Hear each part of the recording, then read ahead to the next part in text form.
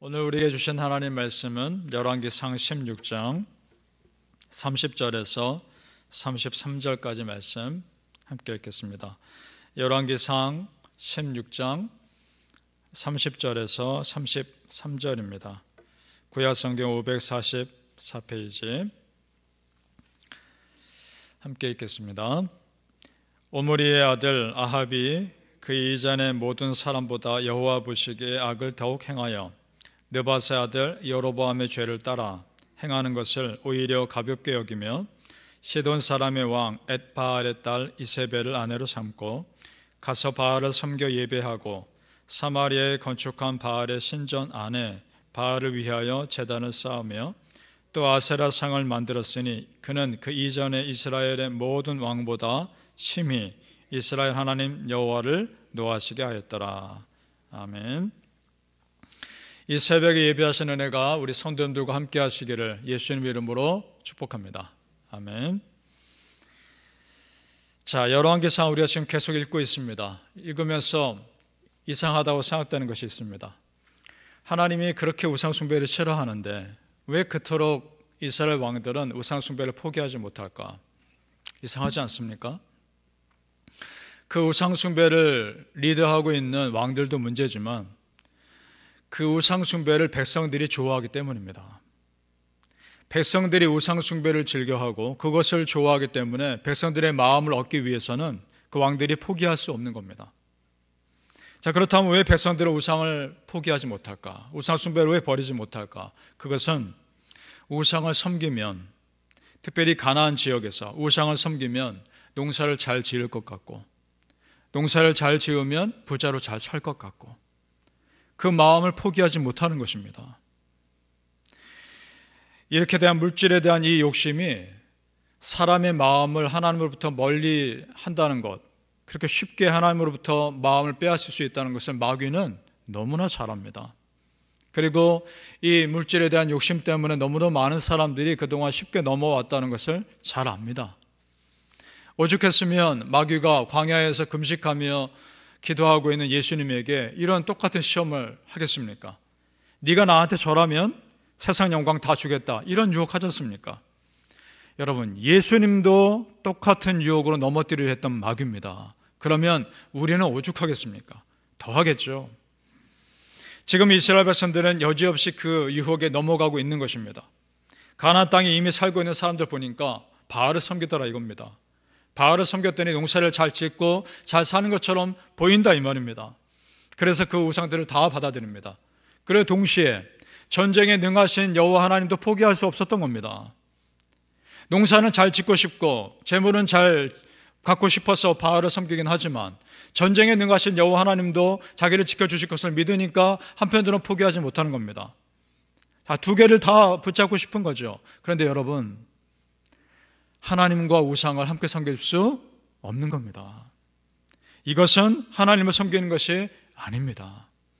오직 우리는 여호와 하나님만을 섬겨야 하는 사람인 줄로 믿습니다. 로마서 1장 23절에 이런 말씀이 있습니다. 썩어지지 아니하는 하나님의 영광을 썩어질 사람과 새와 짐승과 기어다니는 동물 모양의 우상으로 바꾸었느니라. 아멘. 이스라엘 백성들이 지금 이렇게 하고 있는 거죠. 하나님의 영광을 우상과 맞바꾼 것입니다. 여러분, 지금 우리도 예외가 아닙니다. 내 마음에 겉으로는 하나님 믿으면서 또 한편으로는 하나님보다 또 다른 어떤 것에 의지한다면 하나님과 우상을 함께 섬겼던 이방 사람들과 뭐가 다르겠습니까? 고린도후서 6장 16절, 하나님의 성전과 우상이 어찌 일치가 되리요? 우리는 살아계신 하나님의 성전이라. 아멘. 하나님의 성전인 우리 안에 우상이 조금도 자리할 수 없습니다. 그래서는 안 되는 것입니다. 여러분, 나중에, 정말 나중에요, 우리가 살아있는 동안 현실로 드러날지도 혹시도 모르겠습니다. 하나님을 믿는 믿음과 세상을 사랑하는 삶 사이에 선택해야 하는 순간이 온다면 믿음 선택하시길 바랍니다. 그런 죄된 모습을 한마디로 표현하는 말이 나옵니다. 열왕기상에 여로보암의 길로 행했다, 여로보암의 죄를 따라갔다, 이런 표현이 나옵니다. 오늘 16장에만 4번 나옵니다. 아합 왕이, 지금 우리가 읽은 아합 왕이 이스라엘 왕이 되기 전까지 북이스라엘 왕조가 3번 바뀝니다. 왕조가 3번 바뀌는데 이 여로보암의 길을 따랐다는 말이 4번 나옵니다. 그 말은 그만큼 북이스라엘 왕들이 하나님으로부터 너무도 멀어졌다는 것을 말하고 있는 겁니다. 그렇게 자주 왕조가 바뀌는 이유도 그들이 힘이 없어서가 아닙니다. 하나님 분명히 말씀하십니다. 죄를 지었다고.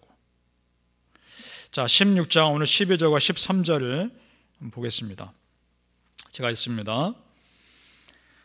바하사의 온 집을 멸하였는데, 그 다음 13절 앞부분과 끝부분 봅니다.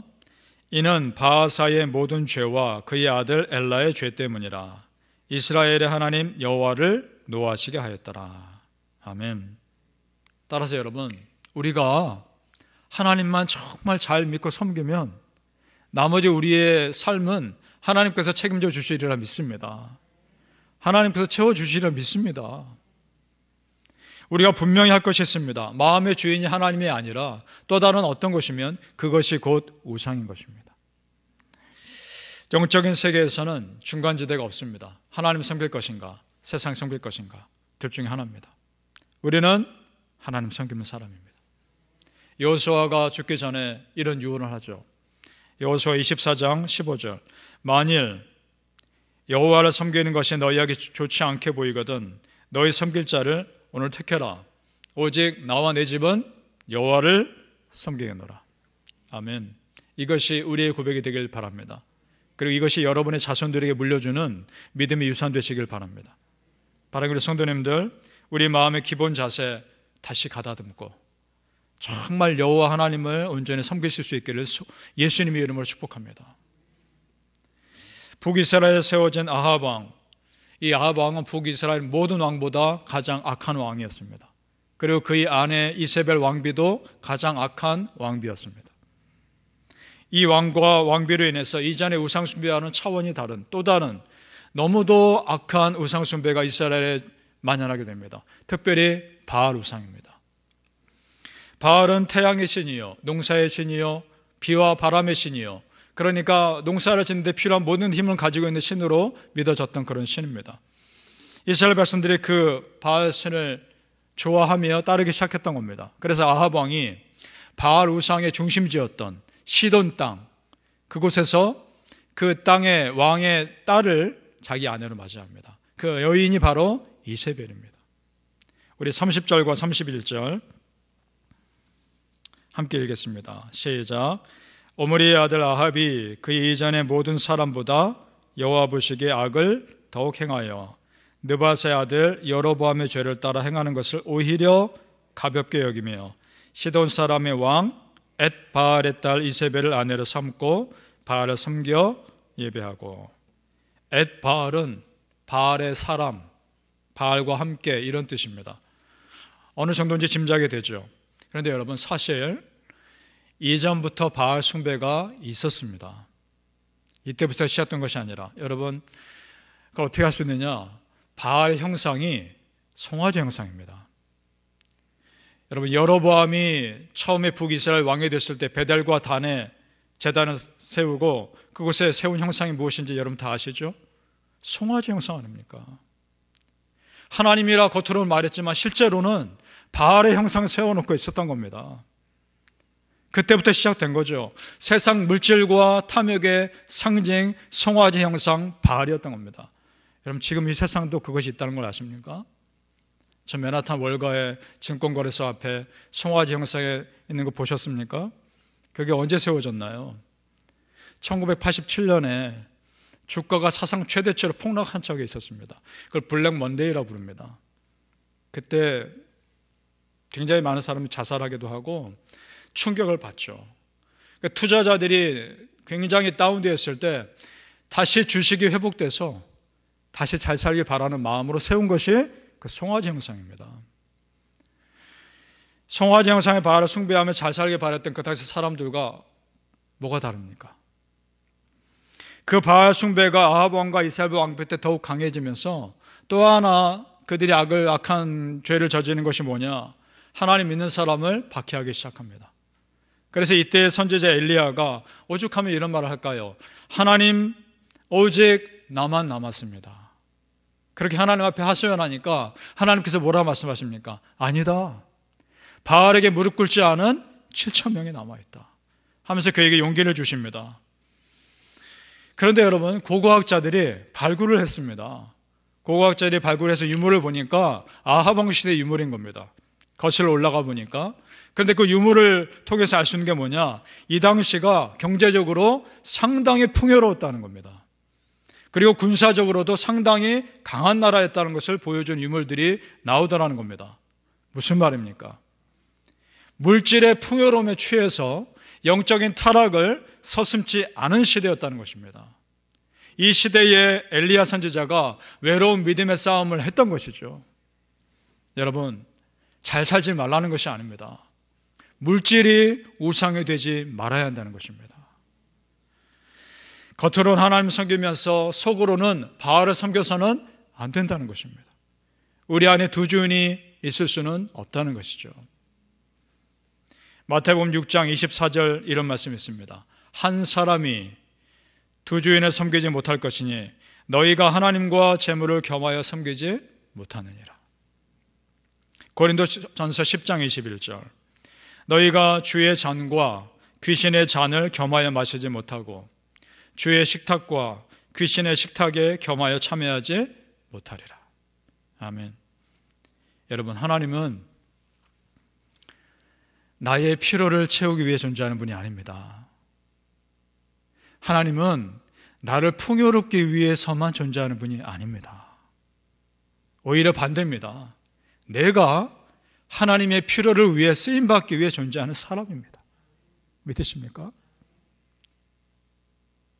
내가 하나님을 위해 있어야 하는 사람인 겁니다. 사랑하는 성도님들, 세상 욕심이 내 안에 틈타지 못하도록 깨어 기도하시고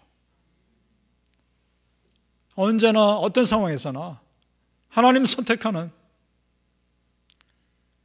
그런 믿음의 사람 되시길 예수님을 축복합니다. 기도하겠습니다.